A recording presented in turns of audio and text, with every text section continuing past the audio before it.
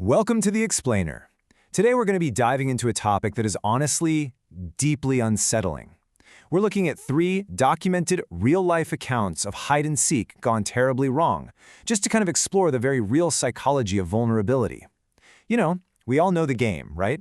But what happens when the rules we make up just to have fun suddenly trap us in a literal nightmare?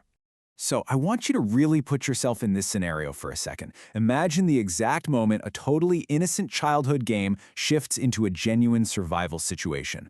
You're crouched there in the pitch black, you're trying your absolute hardest not to breathe too loudly, just waiting for your friend to find you. And then you hear something that makes your blood run cold. Footsteps. And you know, without a shadow of a doubt, those footsteps do not belong to the person you're playing with. And that really perfectly captures the core theme of our explainer today. Usually, we expect safe, controlled boundaries when we play a fun game with friends. We willingly make ourselves vulnerable because, well, we trust the environment. But what actually happens when that safety just totally vanishes? It gets completely replaced by the lawless reality of a predator who has essentially stepped into the game completely uninvited.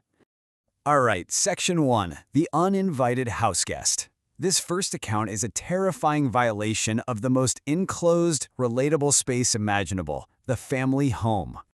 Our source gives us the story of 2 15-year-old boys. It's the narrator and his best friend, Chris. They had the house to themselves on a late September Friday night, and to pass the time, they decide to play hide-and-seek in the dark. Now, the absolutely crucial detail here is how they set up their boundaries. By explicitly banning going outside, banning the attic, and banning the crawl space, these 2 teenagers unwittingly boxed themselves in. They completely restricted their own escape routes, literally confining themselves to the exact same spaces that an unknown intruder was already navigating. So, the narrator is hiding under a guest bed in the dark. Suddenly, he hears these heavy, slow footsteps walk right into the room, along with the sound of someone breathing. At first, he just thinks it's his friend Chris trying to psych him out, right? But later, after the game ends and they meet up in the kitchen, Chris swears up and down he was in the basement the entire time. That's when it hits them. Someone else was in that room. Armed with a fireplace poker, the boys actually creep back upstairs to investigate, and from behind a guest room door that was open just moments before, they hear it. A slow, dragging noise, like fabric sliding right across the carpet. Let's actually map out the terrifying escalation of this intruder's movements based on what the boys were hearing.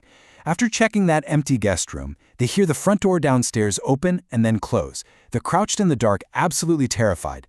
Then, faint footsteps start walking around on the first floor. Finally, those footsteps move to the basement door, and they hear the steps going down, one by one. And the boys were brilliant here. They used the exact moment the intruder went down into the basement to just bolt down the stairs, out the back door, and sprint across the street to safety. The police later showed up and found no one, but those boys knew exactly what they had heard in that house. Okay, let's move on and see how this builds in Section 2, Whispers in the Dark.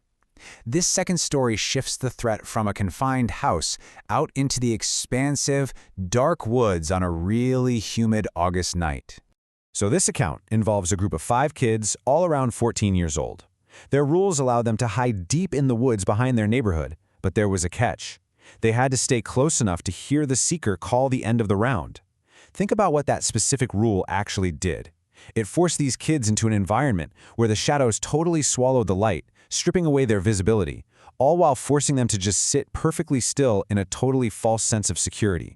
Let's account for exactly where everyone was. Tyler was in the bushes, Eric was behind a shed, Matt was posted up near a tree trunk, and our narrator was deep in some tall grass near a fallen log. But here's the thing. While hiding in that grass, the narrator heard heavy, distinct human footsteps crunching through the leaves, footsteps that absolutely did not belong to any of those players. And it gets worse. The narrator then hears a low, completely unidentifiable whisper right beside him in the pitch dark. He was totally paralyzed by the rules of the game, unable to reveal himself, while this completely unidentified outlier just moved right through their playing field. And the terror wasn't just auditory either. When the game finally ended, the kids were all sitting in the yard drinking sodas, and the youngest boy, Matt, hesitantly asks if anyone else had noticed the man. He said he thought he saw a tall man standing in the woods who just stood there watching them. That completely validated the narrator's experience. This wasn't some animal wandering by. It was an observer, using the dark cover of the kids' own game to watch them hunt each other. Which brings us to Section 3, the stranger named Keith. This final account is honestly perhaps the most unnerving of all. While the first two featured these unseen shadows, this story introduces a direct, interactive predator infiltrating a group of kids out in rural Pennsylvania. A group of young friends is out playing basketball when this older 16-year-old stranger who calls himself Keith just randomly walks up from the dirt road. He suggests they switch things up and play manhunt, which is basically a variation of hide and seek. Now, I really want to point out the immediate glaring warning sign from this interaction. Keith casually mentions that the narrator's yard was, quote, perfect for it since there were so many spots to hide. Hold on, how does a complete stranger know the layout of a private rural property well enough to suggest playing a hiding game there? Now, what's really interesting about this timeline is how Keith's involvement evolved.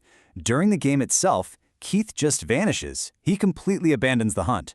But then, at sunset, the narrator finds a dirty, weathered piece of rope just laying in the grass right by his bedroom window. Creepy, right? Then, around 11 p.m., the narrator hears soft footsteps inside his house.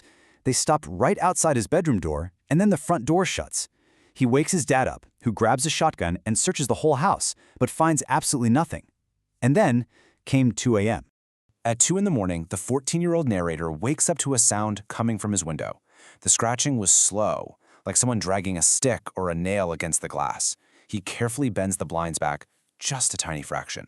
And right there, standing mere inches away in the pitch black, was the silhouette of a figure staring directly into his room. That game of manhunt, it never ended when Keith disappeared. It had honestly only just begun. So the narrator absolutely screams for his father, who charges outside and fires 2 shotgun blasts into the air, totally causing the figure to flee into the night. And while the father's swift action absolutely drove the predator away, you have to think about that weathered rope left behind earlier in the day. It heavily hints at a deeply disturbing and premeditated plan if the narrator hadn't woken up when he did. Keith used the disguise of a childhood game to scout the property, test the boys' hiding spots, and plan a nighttime abduction. All right, Section 4. The psychology of the hunt. Let's transition over to analyzing exactly why these specific hide-and-seek stories trigger such a primal fear within all of us. Because it's not just about the dark, is it? It's the psychology behind the game itself. Let's summarize the core takeaways from the source material here. Why does this terrify us on such a deep level? Well, first, to even play the game, we are willingly abandoning our situational awareness. We literally cover our eyes, we hide in blind spots. Second, we impose these artificial rules that restrict our own escape, confining ourselves to basements or forcing ourselves to stay within earshot in a terrifyingly dark forest. Third, we actively embrace sensory deprivation in isolated spaces. We sit so quietly that our own hearts beat so loudly we literally can't hear a predator approaching. The mechanics of hide-and-seek just perfectly condition victims for predators. And the ultimate terror? It's that sudden, jarring realization that you have seamlessly transitioned from a player into the hunted.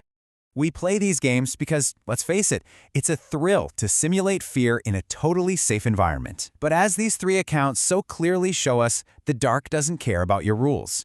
Shadows can easily hide those who are playing a much, much deadlier game. So I want to leave you with this final thought.